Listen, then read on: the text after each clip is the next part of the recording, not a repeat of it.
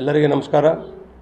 ಇವತ್ತಿನ press meet ಮಾಡೋ ಕಾರಣ ಏನೆಂದರೆ, ನಮ್ಮ MLA ಆದ ರೆಹಮಾನ್ ಸಾಬ್ರವರ ಒಂದು ಮಿನಿಸ್ಟ್ರಿಗಳಿಂದಾಗಿ ಇವತ್ತು ನಾವೆಲ್ಲ ಕೌನ್ಸಿಲರಲ್ಲಿ ಕುಂತು ಒಂದು ಪ್ರೆಸ್ ಮೀಟ್ ಮಾಡ್ತಾಯಿದ್ವಿ. ಅದಕ್ಕೆ ಮೊಟ್ಟ ಮೊದಲಾಗಿ ನಮ್ಮ ಕರ್ನಾಟಕದ ಮಿನಿಸ್ಟರ್ ಆದ ನಮ್ಮದು CM ಆದ DK ಶಿವಕುಮಾರ್ ಅವರಿಗೆ ಒಂದು ಅಭಿನಂದನೆ ಹೇಳ್ತೀನಿ. ಹಾಗೆ ನಮ್ಮ ಮಲ್ಲಿಕಾರ್ಜುನ್ ಖರ್ಗೆ ಅವರಿಗೆ, ರಾಜ್ಯಸಭಾ ಖರ್ಗೆ ಅವರಿಗೆ ಒಂದು ಅಭಿನಂದನೆ ಹೇಳ್ತೀನಿ. ಅದಾಗಿ ನಮ್ಮ ಬೀದರ್ನಲ್ಲಿ ನಮ್ಮ ಬೀದರ್ MLA ಅವರಿಗೆ ರೆಹಮಾನ್ ಅವರಿಗೆ 4 ಬಾರಿ ಗೆದ್ದಿದ್ದಾರೆ ಟೋಟಲ್. ಅವರು ಇವತ್ತು ಬೀದರಲ್ಲಿ ಹಿಸ್ಟ್ರಿ ಇದೆ, ಯಾರು ಟೋಟಲಲ್ಲಿ 4 ಬಾರಿ ಯಾರೂ ಗೆದ್ದಿಲ್ಲ. ರೆಹಮಾನ್ ಸಾವ್ರು ಗೆದ್ದಿದ್ದಾರೆ. ಅವರಲ್ಲಿ ಡೆವಲಪ್ಮೆಂಟಲ್ಲಿ ಎಲ್ಲ ಕೆಲಸವನ್ನು ಮಾಡ್ತಾಯಿದ್ದಾರೆ. ಹಾಗಾಗಿ ಮತ್ತೊಮ್ಮೆ ಇನ್ನೊಮ್ಮೆ ಸೆಕೆಂಡ್ ಲಿಸ್ಟ್ನಲ್ಲಿ ಅಂದರೆ ಕಂಪಲ್ಸರಿ ಮಿನಿಸ್ಟ್ರಿಗೆ ಕೊಡ್ಬೇಕಂತ ಹೇಳಿ ನಮ್ಮದೊಂದು ಡಿಮ್ಯಾಂಡ್ ಇದೆ.